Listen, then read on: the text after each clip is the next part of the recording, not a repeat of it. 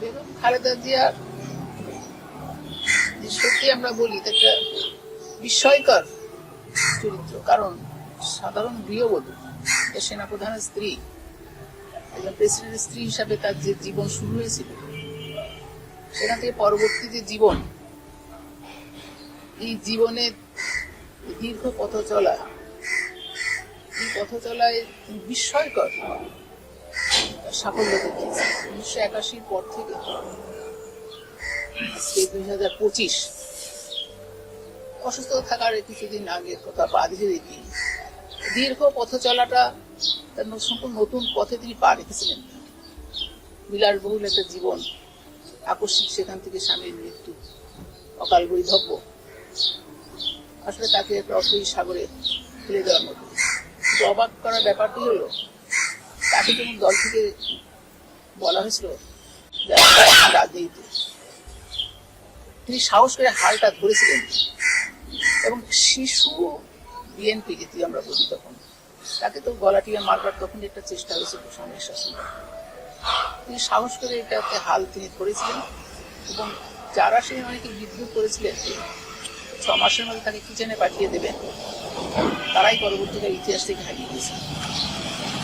এবং খালেদা জিয়ার অনমনীয় দৃঢ়তা, নীতির প্রতি অবিচল আস্থা এবং সততা, খুব কাছে থেকে তাকে দেখবার কিছু সময় আমার সুযোগ হয়েছিল।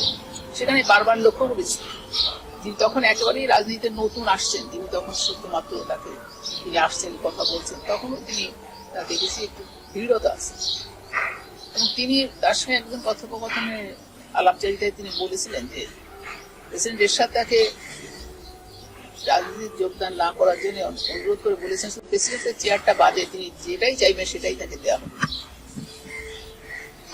তো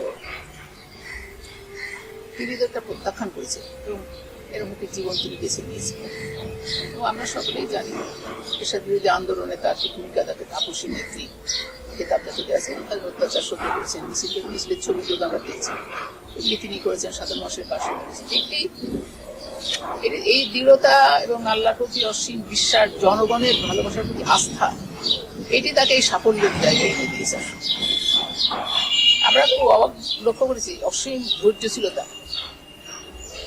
এবং এরশাদ বিরোধী আন্দোলনের সময় তিনি, আপনারা অনেকেই জানেন, তিনি সারা বাংলাদেশে ঘুরে বেরিয়েছেন। আমাদের দক্ষিণাঞ্চলে যখন এসেছেন একসঙ্গে 4-5টা জেলা তিনি সফর করেছেন এবং সেই সময় মানুষের খুব আবেগ কাজ করেছে। তিনি যেখানেই গিয়েছেন নির্ধারিত সময় তার মিটিংয়ে পৌঁছানো সম্ভব হয়নি, কারণ ছোট ছোট বাজারেও মানুষের একটা চৌকি ফেলে দিয়ে দাঁড় করিয়ে দিয়েছে, উনি সেখানেই কথা বলেছেন। উনি কিন্তু কখনো বিরক্ত হননি। অনেক বড় বড় নেতারা আমরা দেখছি বিরক্তি বোধ করেছেন, কিন্তু উনি কখনো বিরক্ত হননি। এবং তিনি যখন প্রধানমন্ত্রী, তখন যখন এখানে এসেছেন বিভিন্ন ট্যুর সেরে রাত 10টায় আমরা দেখেছি সার্কিট হাউসে এসেছেন, তখন নেতাকর্মীরা বসে আছে, অন্যরা সবাই বিশ্রামে চলে গেছে, তিনি তখনই আবার ওখানে বসে হাসি মুখে সবার সঙ্গে কথা বলেছেন। পরে তিনি কিন্তু বিশ্রামে গেছেন। এই যে গণমুখী চরিত্র বা মানুষের ভালোবাসাকে মর্যাদা দেওয়া, সেটা তার মধ্যে আমরা লক্ষ্য করেছি। বিধায় নেতাকর্মীদের আবেগটা বেশি, তারা এটা অনুভব করেছে, দূরত্ব নয় ম্যাডাম, মানে কাছাকাছি আসতে। এখন এই শূন্যতা পূরণ হবে কিনা, সে তো ইতিহাস তো কোনো জায়গায় শূন্য রাখে না, একটা তো পূরণ হয়ই।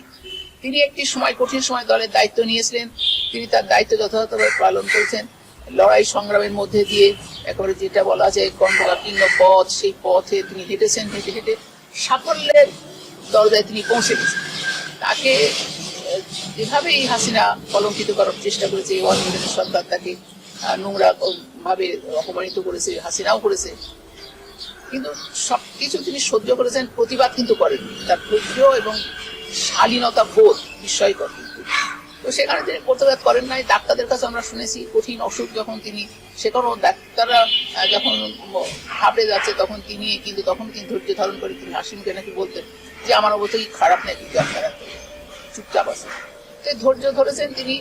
এবং যে সময় আমরা হয়তো ভেবেছিলাম যে এই হাসিনা সরকার আর যাবে কিনা, ম্যাডামের একই সময় এত খারাপ অবস্থা যে তিনি দেখতে পারবেন, তো আল্লাহ অশেষ মেহেরবানি, দেশের মানুষের ভালোবাসার দোয়ায় তিনি হয়তো হাসিনার পতন দেখেছেন।